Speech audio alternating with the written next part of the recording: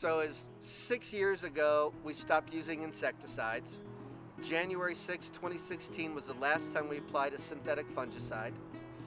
And this year I haven't used a drop of herbicide yet. I'm thinking about it, I want to, but I'm holding off as hard as I can.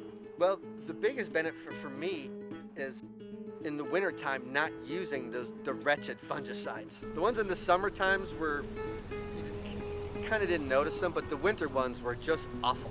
I mean, they were awful. Eddie, who's been with me for over 20 years, he loves not being around the chemical. We used the chemical in the old days, and starting in November, that's when he would leave for the winter. As soon as he smelled the petrochloronitrobenzene, he knew it was time for him to leave for the winter, and he'd come back in the spring.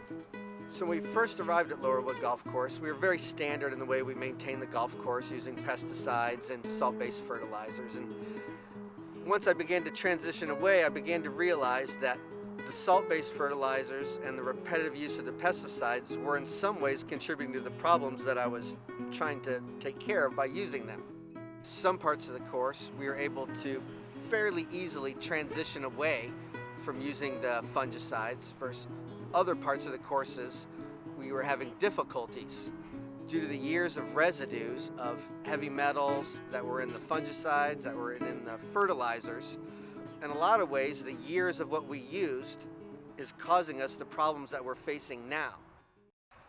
Since I switched away from the synthetic route, I've enjoyed my job more than I did before, for sure. I mean, it's a challenge every single day. I've met people from around the world that are involved in the same thing. All my employees love it. I get employees that would have not worked for me before because of the chemicals will now work for me now. I truly have a rocket scientist that works for me now. He has a degree in rocket science. He works here because he's fascinated by it. Here we are 6 years later, but we've learned that there's so many things that contribute to insect outbreaks, fungus outbreaks, weed outbreaks. The insect one that we've had a valuable lesson on this year was incorrect spacing of the irrigation heads. And I kind of had an epiphany like a month ago. I was watching the irrigation spin, and where the insects were was where all the heads overlapped, where the spacing was incorrect. They were just in the wet, thatchy, moist area. So there's things that I was causing that would create an insect out thing. So that's when you started to scratch your head a little bit, like, so what's truly happening here?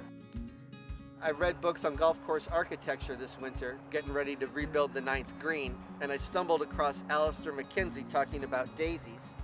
And they were actually using a certain fertilizer to just change the pH a little bit, and just by changing the pH of the soil a little bit, they got rid of the daisies. So I did 3 small applications of ammonium sulfate around my greens, and you can go to every one of these greens and there's maybe a daisy in every couple thousand square feet, which is completely within my threshold of okay. A friend of mine and a mentor, Ian McMillan, an agronomist from Scotland, came and spent a week with me here, and we worked through all the stuff that we do here to try and get better.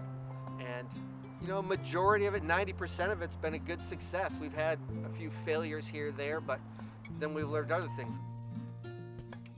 Life is more about cause and effect and what nature's doing and how to work with nature, rather than just a systemic pattern of every 2 weeks applying this to achieve a certain result. And I think if you look at some of these areas, you'll see it works.